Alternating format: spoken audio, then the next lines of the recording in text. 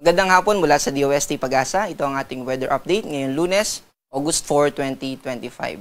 Sa kasalukuyan ay nakakaapekto pa rin yung habagat sa ating bansa pero ito ay nakafocus na lang sa extreme northern Luzon, particular na sa Batanes at sa Boboyan Islands. Hindi umaabot yung hanging habagat sa malaking bahagi ng ating bansa.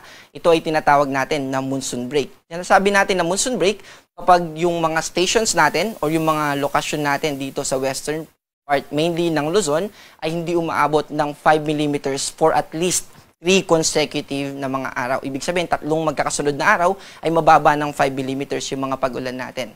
At kung mapapansin natin, ay mababa din yung tsansa ng mga pag-ulan ng mga nakaraang araw. So ito yung mga characteristics na associated dito sa monsoon break. Asahan natin na magpapatuloy yung ganyang panahon bukas sa Wednesday, pero by Wednesday night hanggang Thursday, dahil dito sa minomonitor natin na low pressure area, papalapit po ito sa ating bansa, makakaranas din tayo ng mga pag-ulan mainly dito sa Bicol region, ganun din sa Eastern Visayas ng mga pag-ulan dahil dito sa low pressure area na ito. Also, dahil sa interaction niya dito sa Southwest Monsoon, paglapit niya dito sa Luzon, hindi natin inaalis yung posibilidad na maglandfall ito, pero maliit yung tsansa na maglandfall ito. Yun po yung ating good news. Pero dahil sa posisyon niya kapag nandito na siya malapit sa ating bansa, dahil counterclockwise yung ikot nitong LPA, ay posible na magkaroon ng interaction at makakontribute ito sa mga pag-ulan natin dito sa Western Visayas kasama yung Palawan at ganoon din naman dito sa Zamboanga Peninsula. Sa kasalukuyan, ang lokasyon nitong low pressure area ay nasa 1,070 kilometers east-northeast ng Eastern Visayas. At kung mapapansin natin, yung lokasyon, no, yung longitude niya ay 135.1. 0.1 degree na lang ay papasok na ito sa Philippine Area of Responsibilities. Sa kasalukuyan ay mababa yung tsansa nito na mag-develop pa na maging isang ganap na bagyo. Pero hindi natin inaalis yung posibilidad. Hopefully, wag na siyang maging bagyo. Pero kung maging bagyo man siya, ay tatawagin natin ito na Fabian. Para sa ating forecast bukas, magpapatuloy kung ano yung nararanasan natin na weather ngayon ay magpapatuloy bukas, lalo na sa malaking bahagi ng Luzon. Agwat ng temperatura dito sa Metro Manila ay 26 to 33, sa Baguio ay 17 to 24, at sa Legazpi ay 25 to 33. Dito naman sa Palawan, ganun din sa Visayas at Mindanao, magiging maaliwalas ang ating kalangitan. Katulad sa Luzon, maliit lamang yung tsansa ng mga pag-ulan. Pero kapag uulan, ay malaki yung chance na ito ay mangyari sa hapon at sa gabi. Bakit nga po ba ito ay madalas sa hapon at sa gabi, itong mga thunderstorm na ito? During daytime kasi, naaarawan yung ating mga kalupaan. At malapit sa surface natin, dyan mas mataas yung moisture content sa ating atmosphere. Kapag naarawan yan, ay magmumove yan paakyat papunta sa, yun yung tinatawag natin na updraft. Ganun yung magiging movement kasi yung hangin from warmer or from hotter to cooler lagi siya. Higher temperature to lower temperature yung ating sinusunod dyan dahil laws of physics. O sa physics, ganun po yung nangyayari talaga.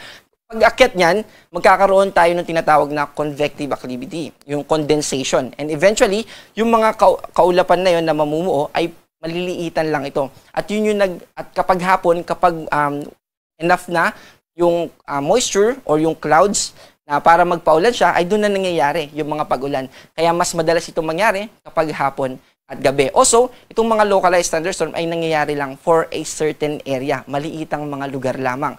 At yung tagal din ng mga pag-ulan na ito ay panandalian lamang, minuto hanggang 1 oras. Kapag umabot ito ng 1 hour to 2 hours, ay ibig sabihin ay well-structured or maganda na yung structure ng clouds na yun. At yun din yung posibleng mag-cause ng mga pagbaha at pagguho ng lupa kahit maliitan lang, no, mga flash floods. At dito sa Cebu, ang agwat ng temperatura natin ay 27 to 33. Sa Iloilo naman, 25 to 33. At sa Davao ay 25 to 33.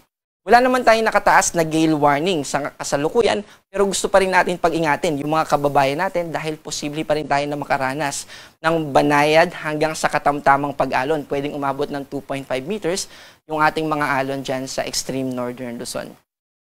Para sa ating 3-day weather outlook or yung inaasahan nating panahon sa susunod na 3 araw simula Wednesday hanggang Friday sa mga piling lugar sa ating bansa, mainly dito sa Metro Manila at sa Baguio, ay magiging maaliwalas pa rin yung ating kalangitan, maliit pa rin yung tsansa ng mga pag-ulan hanggang sa Friday.